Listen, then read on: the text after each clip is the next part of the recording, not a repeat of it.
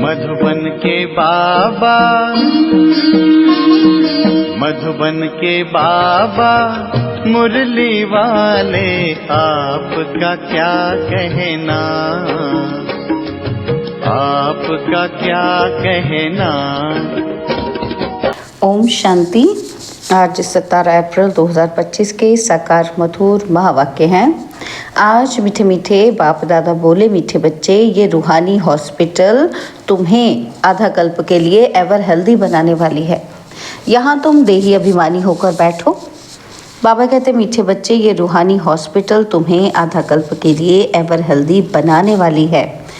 यहाँ तुम देही अभिमानी होकर बैठो। बाबा आज प्रश्न पूछते हैं कि धंधा आदि करते भी कौन सा डायरेक्शन बुद्धि में याद रहना चाहिए। तो उत्तर में बाबा ने समझाया कि बाप का डायरेक्शन है कि तुम किसी साकार व आकार को याद नहीं करो। एक बाप की याद रहे तो विकर्म विनाश हूँ, इसमें कोई ये नहीं कह सकता कि फुर्सत नहीं। सब कुछ याद करते भी याद में रह सकते हो। ओम शांति। मीठे मीठे रूहानी बच्चों प्रति बाप का गुड मॉर्निंग। गुड मॉर्निंग के बाद बच्चों को कहा जाता है बाप को याद करो। बुलाते भी हैं कि हे पतित पावन, आकर पावन बनाओ। तो बाप पहले पहले ही कहते हैं कि रूहानी बाप को याद करो। रूहानी बाप तो सबका एक ही है। फादर को कभी सर्वव्यापी नहीं माना जाता है। तो जितना हो सके बच्चे पहले पहले बाप को याद करो।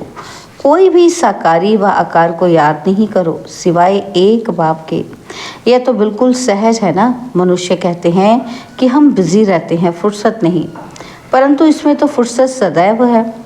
बाप युक्ति बतलाते हैं, यह भी जानते हो बाप को याद करने से ही हमारे पाप भस्म होंगे। मुख्य बात है यह, धंधे आदि की कोई मना नहीं है। ये सब करते हुए सिर्फ बाप को याद करो तो विकर्म विनाश हूँ।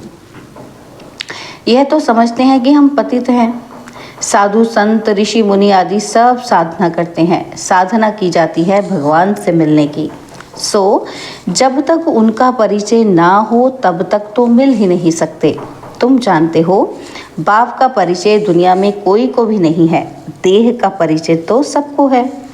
बड़ी चीज़ का परिचय झट हो जाता है। आत्मा का परिचय तो जब बाप आए तब समझाए। आत्मा और शरीर दो चीज़ें हैं। आत्मा एक स्टार है और बहुत सूक्ष्म है, उनको कोई देख नहीं सकते। तो यहाँ जब आकर बैठते हो तो देही अभिमानी होकर बैठना है। यह भी एक हॉस्पिटल है ना। तो आधा कल्प के लिए एवर हेल्दी होने की। आत्मा तो है अविनाशी, कभी विनाश नहीं होती। आत्मा का ही सारा पार्ट है। आत्मा कहती है मैं कभी विनाश को नहीं पाती हूँ। इतनी सब आत्माएं अविनाशी हैं, शरीर है विनाशी। अब तुम्हारी बुद्धि में ये बैठा हुआ है कि हम आत्मा अविनाशी हैं, हम 84 जन्म लेते हैं। यह ड्रामा है। इसमें धर्म स्थापक कौन कौन कब आते हैं, कितने जन्म लेते होंगे, यह तो जानते हो। 84 जन्म जो गाए जाते हैं ज़रूर किसी एक धर्म के होंगे। सभी के तो हो ना सके। सब धर्म इकट्ठे तो आते नहीं। हम दूसरों का हिसाब क्यों बैठ निकाले। जानते हैं फलाने फलाने समय पर धर्म स्थापन करने आते हैं, उसकी फिर वृद्धि होती है। सब सतो प्रधान से तमो प्रधान तो होना ही है। दुनिया जब तमो प्रधान होती है तब फिर बाप आकर सतो प्रधान सत्युग बनाते हैं। अभी तुम बच्चे जानते हो कि हम भारतवासी ही फिर नई दुनिया में आकर राज्य करेंगे और कोई धर्म नहीं होगा। तुम बच्चों में भी जिनको ऊंच मर्तबा लेना है वह जास्ती याद में रहने का पुरुषार्थ करते हैं और समाचार भी लिखते हैं कि बाबा हम इतना समय याद में रहता हूँ। कोई तो पूरा समाचार लज्जा के मारे देते ही नहीं। समझते हैं बाबा क्या कहेंगे, परंतु मालूम तो पड़ता है ना। स्कूल में टीचर स्टूडेंट्स को कहेंगे ना कि तुम अगर पढ़ेंगे नहीं तो फेल हो जाएंगे। लौकिक माँ बाप भी बच्चे की पढ़ाई से समझ जाते हैं कि ये तो बहुत बड़ा स्कूल है, यहाँ तो नंबरवार बिठाया नहीं जाता है। बुद्धि से समझा जाता है, नंबरवार तो होते ही है ना। तो अब बाबा अच्छे अच्छे बच्चों को कहाँ भेज देते हैं, वह फिर चले जाते हैं तो दूसरे लिखते हैं कि हमको महारथी चाहिए। तो ज़रूर समझते हैं कि वो हमसे होशियार नामी ग्रामी है। नंबरवार तो होते ही है ना। तो प्रदर्शनी में भी अनेक प्रकार के आते हैं, तो गाइड्स भी खड़े रहने चाहिए जांच करने के लिए। रिसीव करने वाले तो जानते हैं कि ये किस प्रकार का आदमी है, तो उनको फिर इशारा करना चाहिए कि इनको तुम समझाओ। तुम भी समझ सकते हो, first grade, second grade, third grade सब हैं, वहाँ तो सबकी सर्विस करनी ही है। कोई बड़ा आदमी है तो कोई ज़रूर बड़े आदमी की खातिरी तो सब करते ही हैं, ये कायदा है।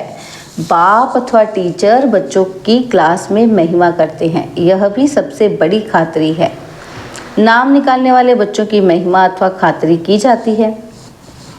यह फलाना धनवान है, रिलीजियस माइंडेड है, ये भी खातिरी ही है ना।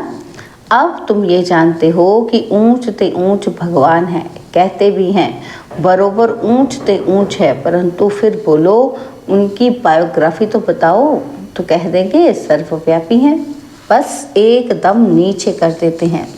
अब तुम समझा सकते हो कि सबसे ऊंचे ते ऊंचा है भगवान, वह है मूल वतनवासी।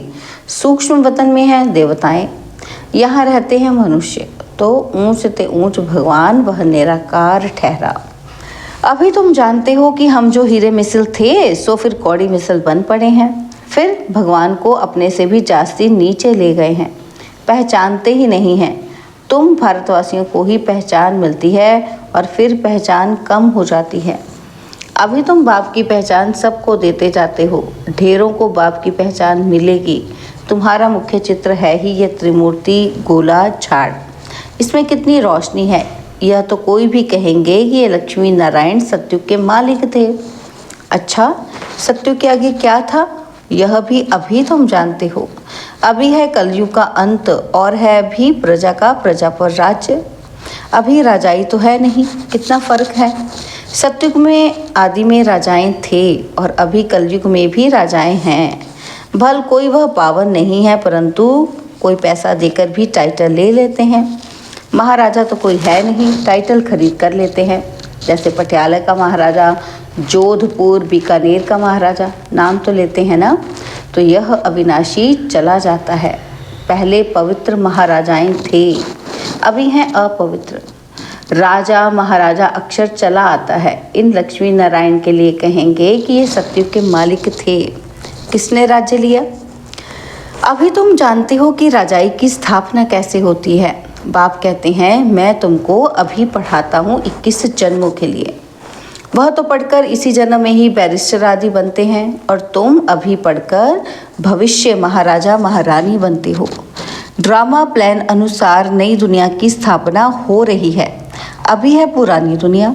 पल कितने भी अच्छे अच्छे बड़े महल हैं, परंतु हीरे जवाहरातों के महल तो बनाने की कोई में ताकत नहीं है। सतयुग में ये सब हीरे जवाहरातों के महल बनाते हैं ना, तो बनाने में कोई देरी थोड़ी लगती है। तो यहाँ भी अर्थक्वेक आदि होती है तो बहुत कारीगर लगा देते हैं, 1-2 वर्ष में सारा शहर खड़ा कर देते हैं। नई दिल्ली बनाने में करके 8-10 वर्ष लगे, परंतु यहाँ के लेबर और वहाँ की लेबर्स में तो फ़र्क रहता है ना। आजकल तो नई नई इन्वेंशन भी निकालते रहते हैं। मकान बनाने की साइंस का भी जोर है, सब कुछ तैयार मिलता है, झट फ्लैट तैयार, बहुत जल्दी जल्दी बनते हैं। तो ये सब वहाँ काम में तो आते ही हैं ना। यह सब साथ चलने हैं, संस्कार तो रहते हैं ना, ये साइंस के संस्कार भी चलेंगे। तो अब बाप बच्चों को समझाते रहते हैं कि पावन बनना है तो बाप को याद करो। बाप भी गुड मॉर्निंग कर फिर शिक्षा देते हैं।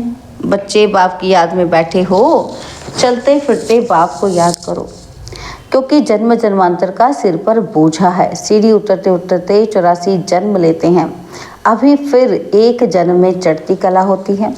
जितना बाप को याद करते रहेंगे उतना खुशी भी रहेगी, ताकत मिलेगी। बहुत बच्चे हैं जिनके आगे नंबर में रखा जाता है, जिनको आगे नंबर में रखा जाता है, परंतु याद में बिल्कुल रहते ही नहीं।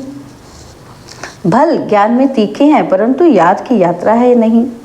बाप तो बच्चों की महिमा करते हैं, यह भी नंबर 1 में है तो ज़रूर मेहनत भी करते ही होंगे ना।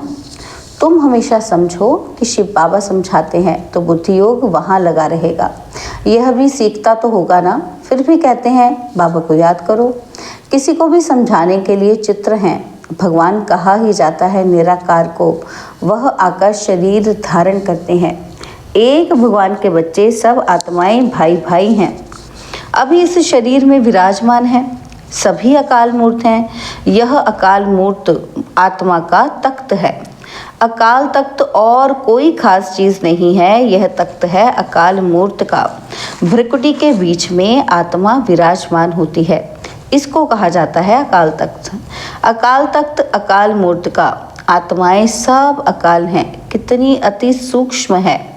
बाप तो है निराकार, वह अपना तख्त कहाँ से लाए? बाप कहते हैं मेरा भी ये तख्त है, मैं आकर इस तख्त का लोन लेता हूँ। ब्रह्मा के साधारण बूढ़े तन में अकाल तख्त पर आकर बैठता हूँ। अभी तुम जान गए हो, सब आत्माओं का यह तख्त है। मनुष्य की ही बात की जाती है, जानवरों की तो बात नहीं।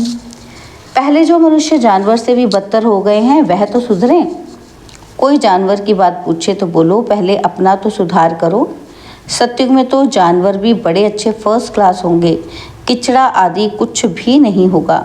किंग के महल में कबूतर आदि का किचड़ा हो तो दंड डाल दें, ज़रा भी किचड़ा नहीं। वहाँ बड़ी खबरदारी रहती है, पहरे रहते हैं, कभी कोई जानवर आदि अंदर घुस ना सके, बड़ी सफाई रहती है। लक्ष्मी नारायण के मंदिर में भी कितनी सफाई रहती है। शंकर पार्वती के मंदिर में कबूतर भी दिखाते हैं तो ज़रूर मंदिर को भी खराब करते होंगे। शास्त्रों में तो बहुत दंत कथाएँ लिख दी हैं।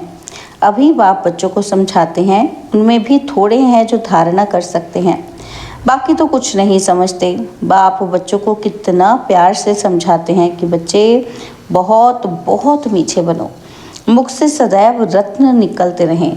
तुम हो रूप बसंत, तुम्हारे मुख से पत्थर नहीं निकलने चाहिए। आत्मा की ही महिमा होती है। आत्मा कहती है कि मैं प्रेसिडेंट हूँ, फलाना हूँ, मेरे शरीर का नाम यह है। अच्छा, आत्माएं किसके बच्चे हैं? एक परमात्मा के, तो ज़रूर उनसे वर्षा मिलता होगा, और वह फिर सर्वव्यापी कैसे हो सकता है? तुम समझते हो कि हम भी पहले कुछ नहीं जानते थे, अभी कितनी बुद्धि खुली है। तुम कोई भी मंदिर में जाएंगे समझेंगे ये तो सब झूठे चित्र हैं। 10 भुजाओं वाला, हाथी की सूंड वाला कोई चित्र होता है क्या? ये सब हैं भक्ति मार्ग की सामग्री। वास्तव में भक्ति होनी चाहिए एक शिव बाबा की, जो सबका सदगति दाता है।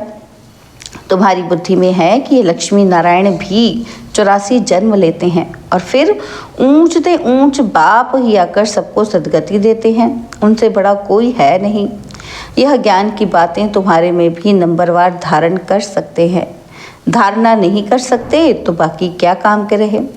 कई तो अंधों की लाठी बनने के बदले अंधे बन जाते हैं।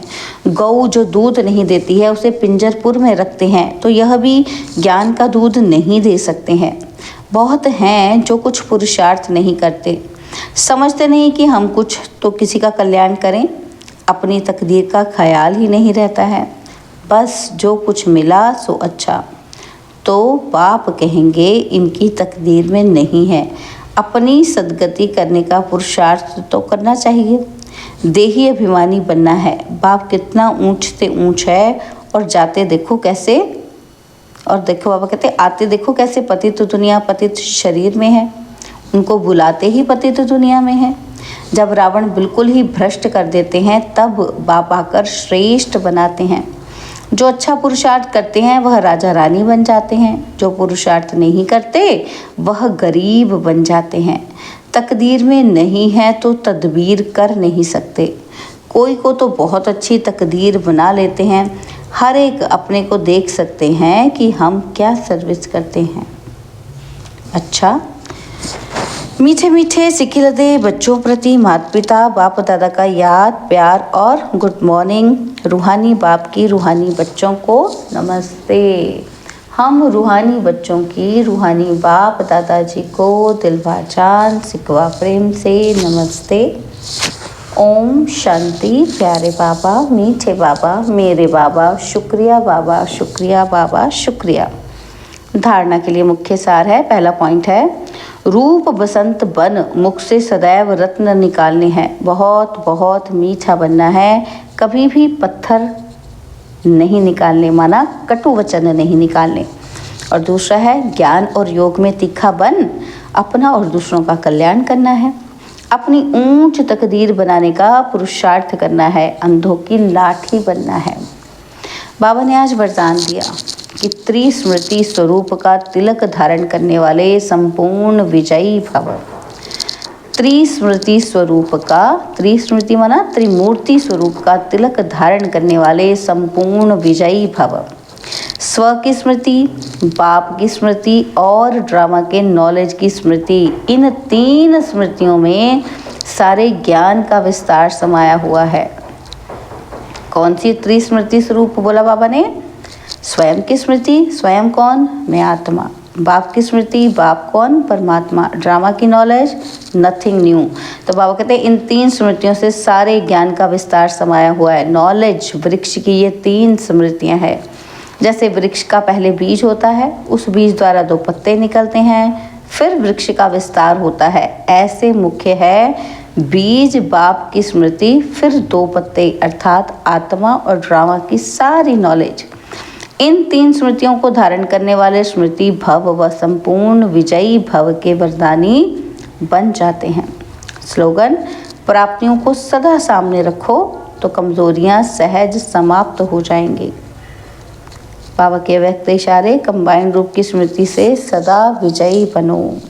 तो बाबा कहते हैं संगम युग पर ब्रह्मा कुमार कुमारी अकेले नहीं हो सकते। सिर्फ बाप के साथ का अनुभव, कंबाइंडपन का अनुभव इमर्ज करो। ऐसे नहीं कि बाप तो है ही मेरा, साथ है ही नहीं, साथ का प्रैक्टिकल अनुभव इमर्ज करो तो ये माया का वार बार नहीं होगा। माया हार खा लेगी। सिर्फ घबराओ नहीं कि क्या हो गया, हिम्मत रखो, बाप के साथ को स्मृति में रखो तो विजय आपका जन्मसिद्ध अधिकार है। ओम शांति।